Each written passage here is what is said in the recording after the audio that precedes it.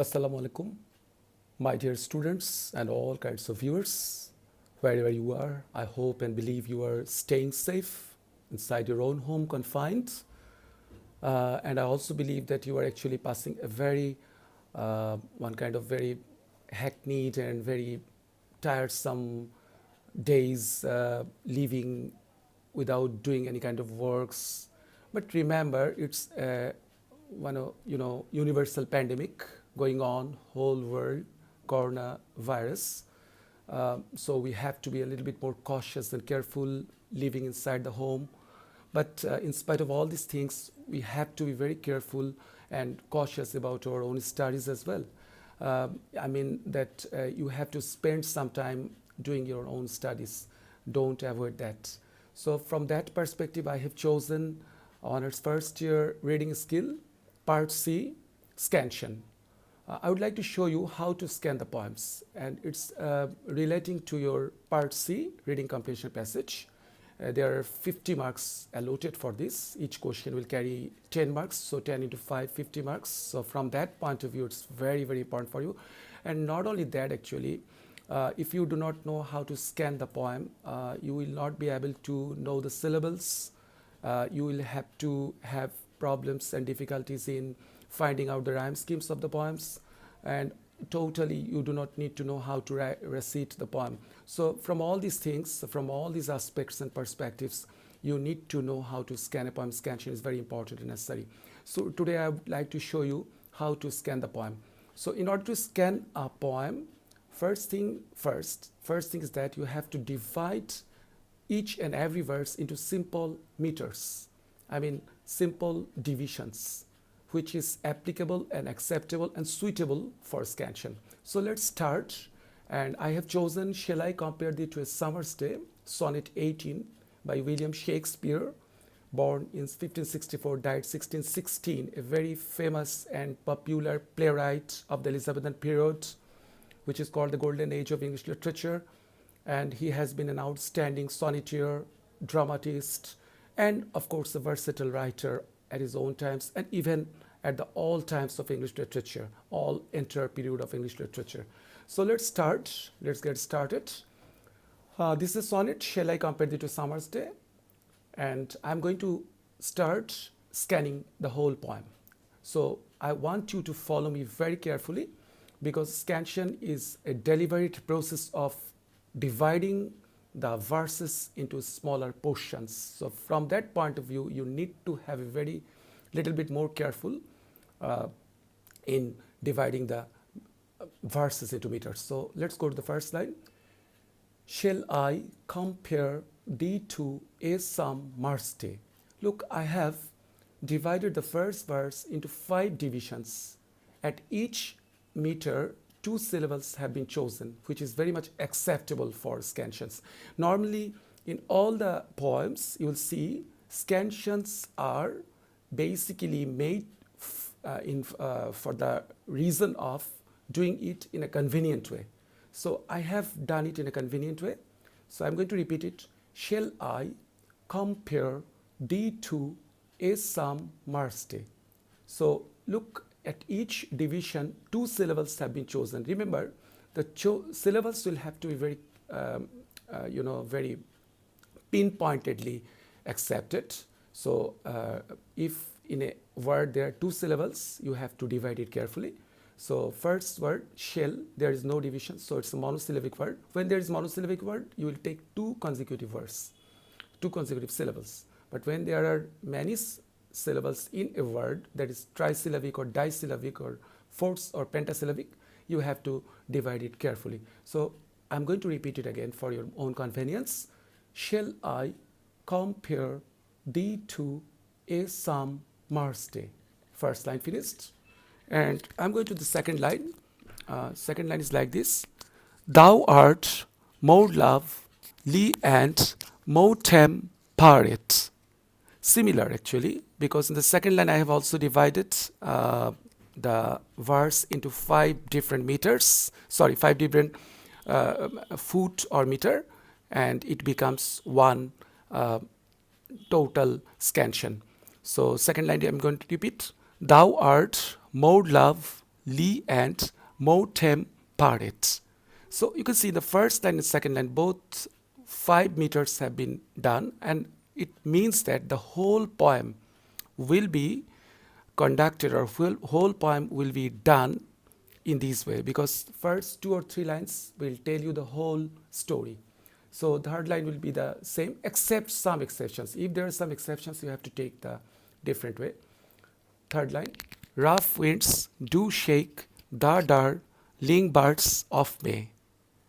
Fourth line, and some Marsleys hath all too short a date. Very perfectly and deliberately, consistently, Shakespeare has written this sonnet so that it can be divided into 5 meters very consistently. There is no exception as yet we found. So we are going forward, moving forward. Sometime too hot, the eye of heaven shines, and of 10 is his gold complexion dimmed. And if re-fair from fair sometime declines, by chance or nay, church chain course untrimmed. Up to here, there is no exceptional foot or meter found. So you can go like this, like the similar previous lines. But thy eternal sum shall not fade, nor lose possession of that fair thou owest, nor shall death brag thou when dressed in his shade, when in eternal lines 2 time thou growest. So we have finished the first 12 lines. It's a sonnet, you know. Remember, it has 14 lines. First 12 lines, Shakespeare, in case of Shakespearean sonnets, first 12 lines are written in, there are 3 quatrains inside, and the last 2 lines is a couplet. I'm going to talk it about after some time. So first 12 lines are actually quatrain. Each quatrain has 4 lines, and the rhyme scheme is A B A B. Second one is C D C D, and the third one is E F E F. So in this way there are 12 lines, and last concluding 2 lines are couplets, which is very similar in the rhyme scheme. That is why it's called couplet. That is when the last syllable of 2 consecutive verses are rhymed consequently, or not alternately, one by one, then it's called couplet. So I think you have understood it, dear students. So the last 2 lines are again now. So long as man can breathe or eyes can see, so long lives this, and this gives lives to thee. So this is the end of the poem. I have divided and I have scanned the whole poem. Now it's the time to give scant marks or stressed marks. Remember, the first word, if it's more important, then you will have to give stress at the first syllable. If the second syllable is more important than the first one, you have to give stress to the second syllable. So it depends on the importance and parts of speech of the syllable. So look at the first line. Shall I compare thee to a summer's day? So if you read the whole verse, you'll see second syllables are comparatively and relatively more important than the first syllable. So we are planning, or we have designed or planned to give stress on the second syllable, so it becomes uniformed. If you don't remember, when you go on scanning a poem, you have to maintain uniformity. That's the first rule.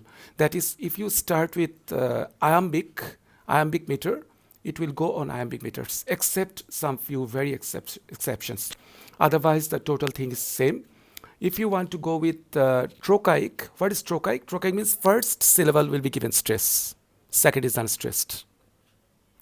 So you have to know this first. If the first syllable is stressed, it is called trochaic, second one is unstressed. And on the other hand, if the first syllable is unstressed, then the second one is stressed, it is called iambic.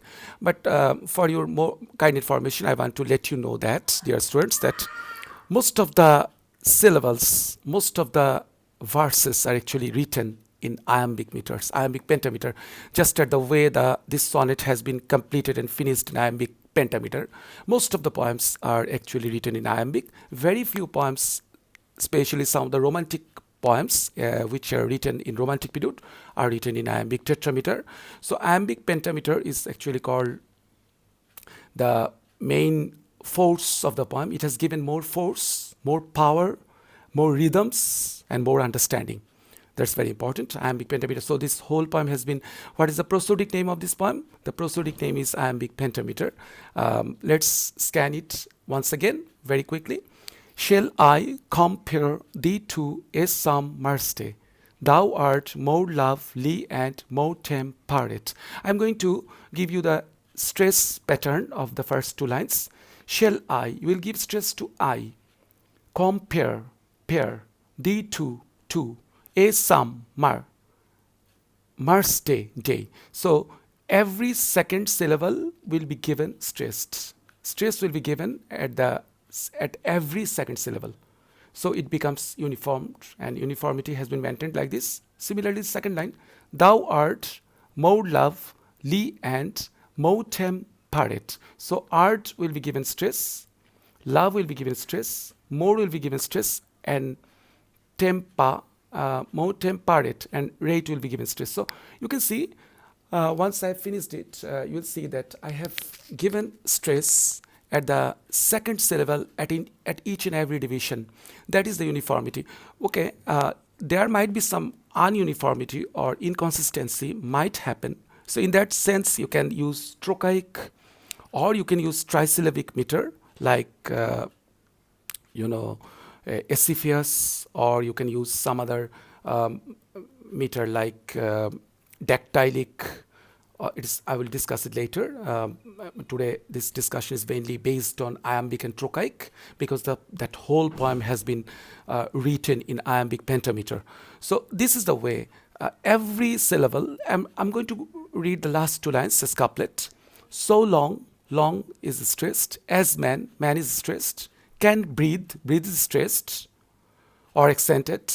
Or eyes is stressed or scant. Eyes is stressed or accented. Can see is stressed or accented. So long, lips, long is accented. Leaves this gives, and this is accented. Gives life is accented. To the is accented. So you can see total poem from the beginning to the end. The second syllable, next syllable has been accented or stressed, because the writer has written it in such a way so that every second syllable can be given stress. So I have done it. So the iambic pentameter, it is named, the prosodic name is iambic. But remember one thing I would like to repeat, that when you finish a poem, you have to see that which meter or which foot you are going to choose. For example, when I have given the division first, then I have given the stress mark. But at the time of giving stress mark, I have given more importance on the number of words and the number and the the parts of speech, and also the important part of the word, which is here very nicely displayed. So shall I compare thee to a some mercy? So I pair to mar and day has been stressed, and this is called iambic pentameter. When now this is the question, dear participants. I think you have become bored in listening to my lecture, but remember, Scansion is really very easy and a very comfortable, flexible way of answering questions. It's not that tough. Once you know the trick, once you know the strategy, you can do it yourself very well. Now, in a simple manner, I would like to discuss when and where would you give stress mark. Stress marks should be given at the top right part of the word, like shall I.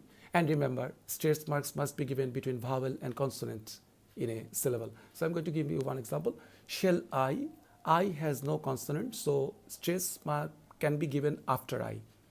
Compare, look at the word pair and look at the syllable pair, P-A-R-E. So A and R, A is vowel, R is consonant. So you must put the stress mark or accent mark just between A and R.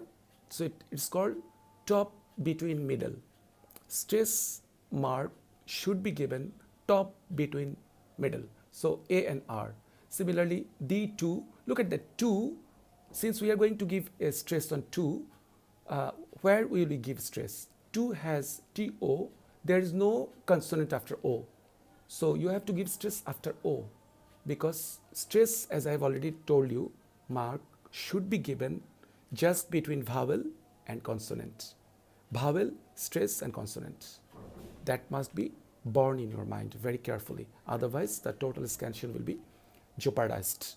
So similarly, second line, thou art, stress marks can be given A and R are more lovely, lovely, love, more love, so O and V, Lee and between A and N, more tame between E and M, parade between A and T. Look, every single syllables have been written very systematically and disciplined manner.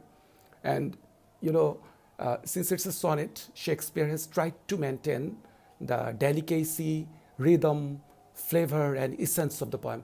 Scansion is actually giving you the force of the rhythm and vocabulary and understanding of the poem. So if you understand the scansion better, it will give you a more emphasis on your ideas and to recite the poem from your own heart. So I have just finished the poem.